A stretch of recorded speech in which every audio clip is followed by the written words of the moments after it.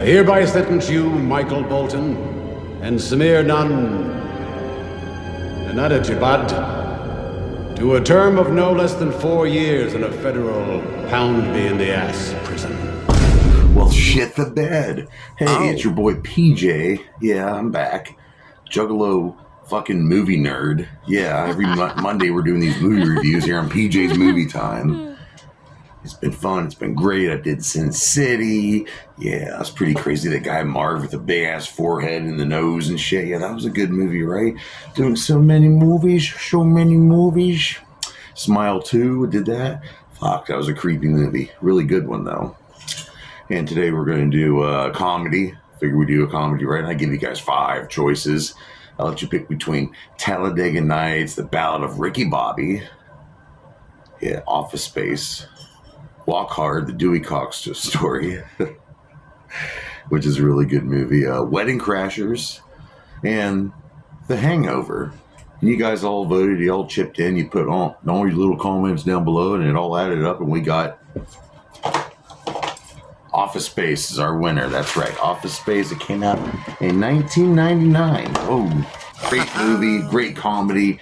Didn't do so good in theaters at first, though, but it became a big box office failure, which turned into I'm going to say it, cult classic. Yeah. And this movie's it's got so many good one-liners, like, Peter, Channel 9, breast exam, you know? I mean, it's like, I need my stapler. It's like, this is such a fuck. I mean, it's got a great soundtrack. What's Office Space about? Well, it's about this guy, Peter.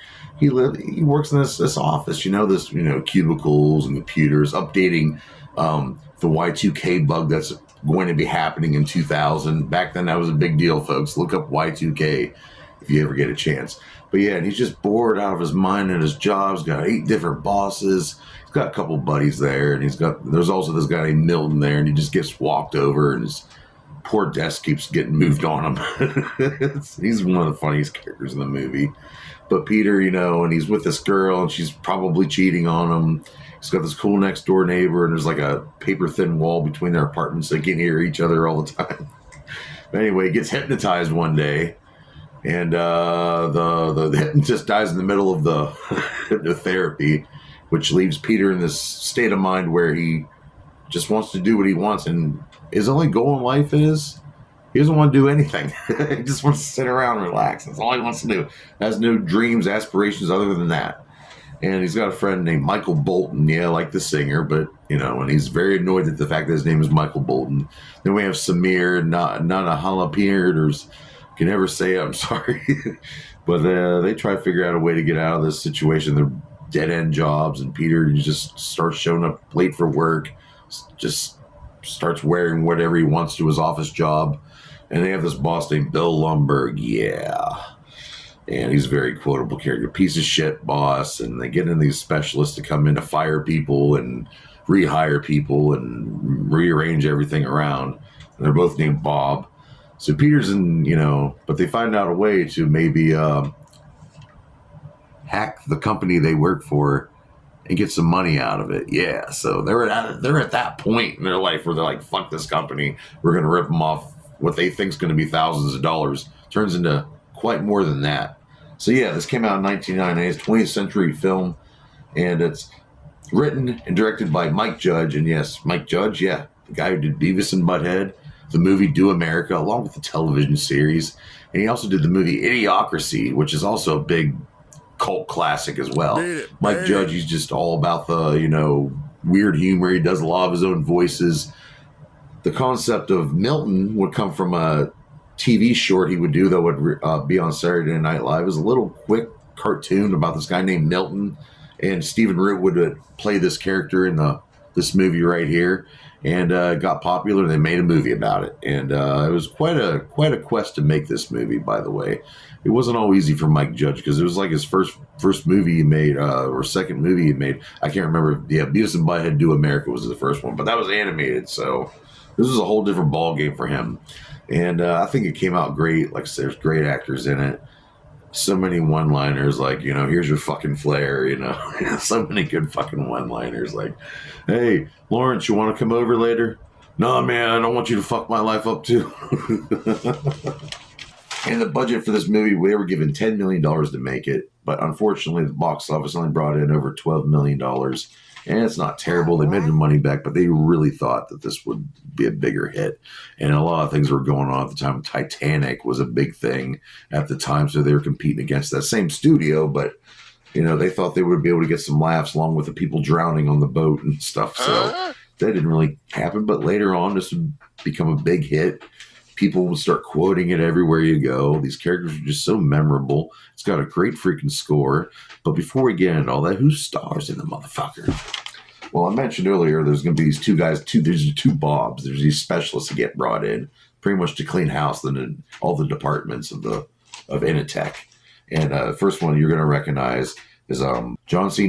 McNeely. He playing Bob. Yeah, he was from Scrubs. He's great. And Paul Wilson playing the other Bob. And Paul Wilson actually wanted to play Milton. And Milton is played by Stephen Root. And he freaking kills it in this role. He had to wear these like really thick glasses.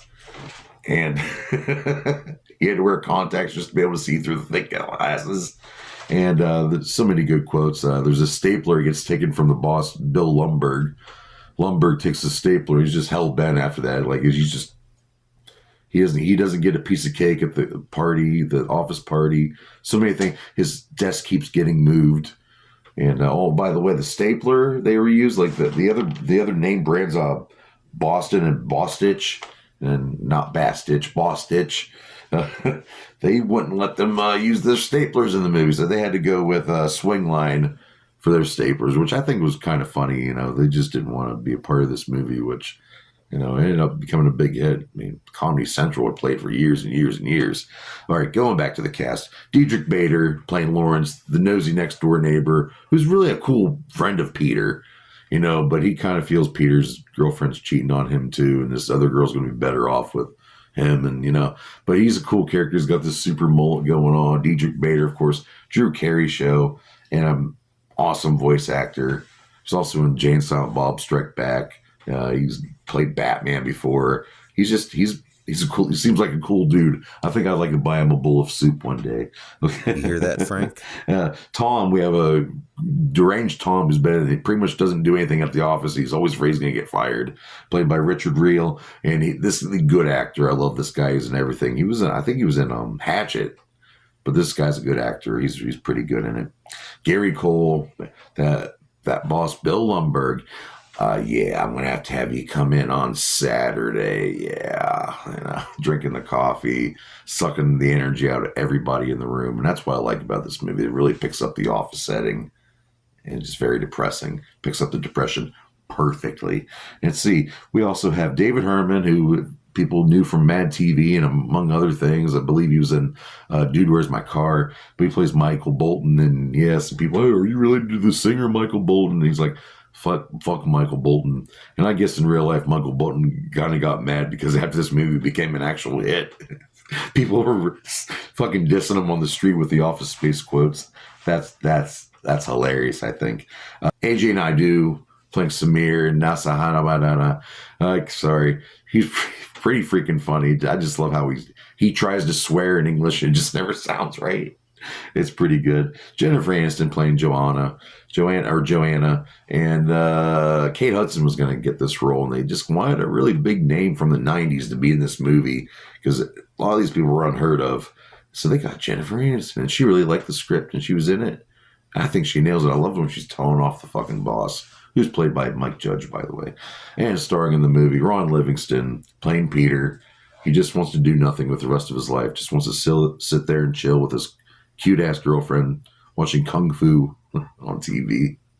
But he's a really cool character, and he understood the role so well that the higher execs at Fox were like, is this guy on drugs? He barely smiles during any of these scenes. Hey, this movie's kind of depressing. He's more energy, and I think they just missed the whole idea of what this movie's about. It's a very common thing for the working class. We've all had jobs. We've had many jobs that we hated and we felt were dead end and we were going to be stuck there forever. And we just weren't ready for a change just because we were so used to it. This movie's just about breaking the bonds of a shitty job. And that's what I love about it. And it just captures everything. But like I said, it's based off the animated shorts. and you can look him up here on YouTube. The cinematography is by Tim Cernsat, and he did Little Miss Sunshine. And he taught Mike Judge a lot of things about lensing and stuff when the filming of this movie was taking place, because this was Mike Judge's first live-action movie, and a lot of this was filmed in Texas. I mentioned the music soundtrack. It's awesome. It's got a lot of gangster rap. The studio originally wanted me to take out the gangster rap, and there's a scene where they smash this printer in the office that just never works. They take it out in the middle of this field and they just beat it up with a bat. It's like a mafia scene where they're killing somebody. But so many cool songs. Scarface is all over this. Ice Cube's on it. Ghetto Boys. And what do we got? We got No Tears by Scarface. Great fucking song. Then we have Damn It Feels Good. Damn It Feels Good to Be a Gangster. One of my favorite fucking songs of all time by the Ghetto Boys. And there's also the song Still by the Ghetto Boys. And Scarface actually wrote those two songs as well. And then we have Down for Whatever by the fucking man Ice Cube. But this movie alone is just cool for the soundtrack. And the fact that it's in a white collar setting of people working at their desks all day. You know, I just think that's cool, man. Mike Judge said he didn't really like the third act. He wished he could have rewrote the third act. He didn't like the ending either. And we all love the ending. We all love it. But after I learned this little fact, I rewatched it. And I think I can kind of tell in the third act, he wanted to go maybe a different direction. So, I don't know, maybe he did, maybe you do. Mike Judge, thank you for bringing this movie to fucking existence, man. People love it. They went out to buy it on DVD after seeing it on Comedy Central for years. I mean, I got like 2 copies of it. I just watched it on Hulu. It's on Hulu right now, by the way, if you want to watch it.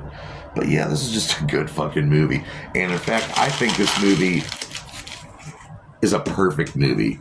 So I rate Office Space from 1999, directed by the one and only Mike Judge, everybody. A solid 5 out of 5 dog dicks. And that's an epic rating. So yeah, join me here next week on PJ's Movie Time. Here on TikTok, we're back, baby.